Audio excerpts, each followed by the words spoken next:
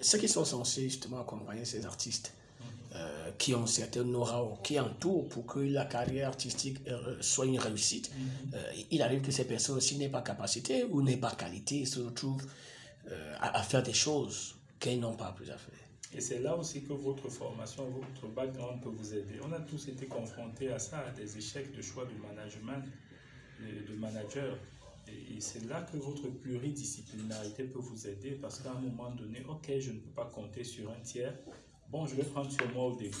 C'est toujours un peu difficile au début de trouver la bonne personne, sauf pour les plus chanceux. Mais justement, le fait d'avoir appris un minimum, comme je disais, j'insiste, hein, management, droit, gestion, économie, et puis les savoirs. Il y a la planification. Voilà, la planification, tout ça va dedans. Maintenant, vous avez, dans le technique, vous mettez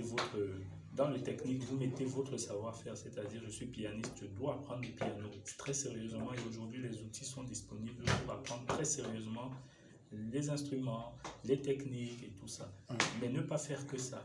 Ajouter vraiment cette dimension d'études parallèles et complémentaires. Pourquoi? Parce qu'au début, vous n'aurez pas le manager de rêve.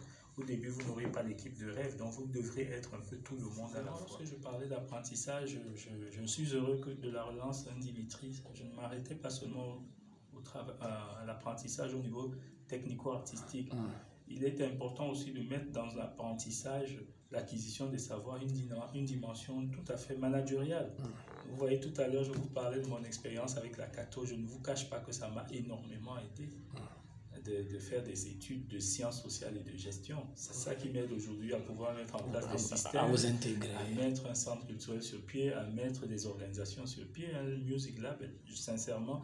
Donc, dans la formation, même si tu veux être chanteur, merci de me permettre de préciser les choses, même si tu veux être chanteur ou instrumentiste, c'est bien de mettre des modules qui concernent la gestion, qui concernent le management, qui concernent la comptabilité, qui concernent les sciences, le savoir, les savoirs généraux. Parce qu'un artiste est un être à part entière et non entièrement. Est-ce que je peux servir une fois que j'ai acquis un minimum de savoir-faire? À quoi est-ce que je peux servir? Parce que lorsque tu sais jouer, je disais tout à l'heure, de la guitare ou chanter correctement, ben, à quoi est-ce que je peux être utile? Je peux être dans un orchestre, on va dire, dans une chorale à l'église. À ce moment, je suis utile parce que lorsque les autres ils viennent à l'église pour méditer, moi, je suis là pour leur permettre de s'élever musicalement.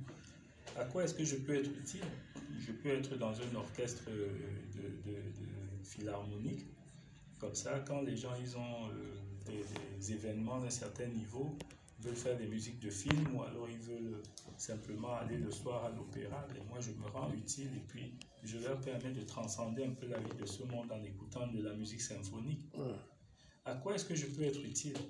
Ben, je peux très bien décider d'être un prestataire de service et de monter mon jazz band ou plutôt de monter mon variété band.